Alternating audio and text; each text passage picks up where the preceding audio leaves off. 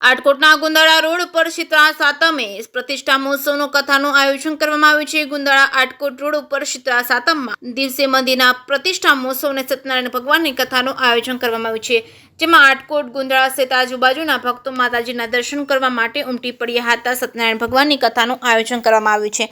બહેનો આજે શીતળા સાતમ રહી ઠંડુ ખાય એકટાણું કરશે અને નાના બાળકોને શીતળા માના દર્શન કરવા ઉમટી પડ્યા હતા। આજે પ્રતિષ્ઠા મહોત્સવ તેમજ કથાનું આયોજન કરવામાં આવ્યું છે। ગુજરાતી સાથે કરશન બામટા આટકોટ। આજે પવિત્ર શ્રાવણ મહિનામાં શીતળા સાતમ શીતળામાનો ઇતિહાસ એવો છે કે શીતળામાં છે ત્યારે એન્ઝાઇટી મતલબ આંખની તકલીફ હોય છે ત્યારે માણસ આંખની દુઃખ મટી જાય છે।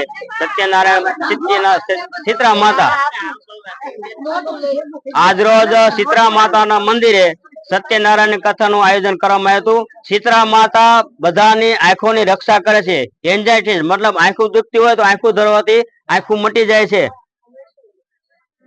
શીતળામાં બધાની મનોકામના પૂરી કરે એવા ભાવનાથી આજે શીતળા માતાના મંદિરે સત્યનારાયણ કથાનું આયોજન કરવામાં આવ્યું હતું। તેમાં બહુ સંખ્યામાં ભક્તજનોએ લાભ લીધો હતો।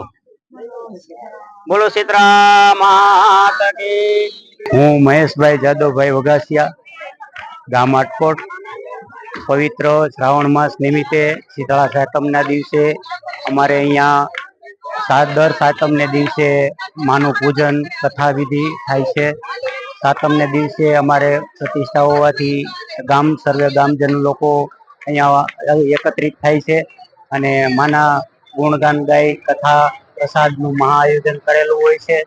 આટકોટ ગામના ગ્રામ્ય વિસ્તારની આજુબાજુના તમામ ભાઈ ભજનો અહીં દર્શન કરવા આવે છે અને ખૂબ ખૂબ આનંદથી આ દિવસ ઉજવાય છે।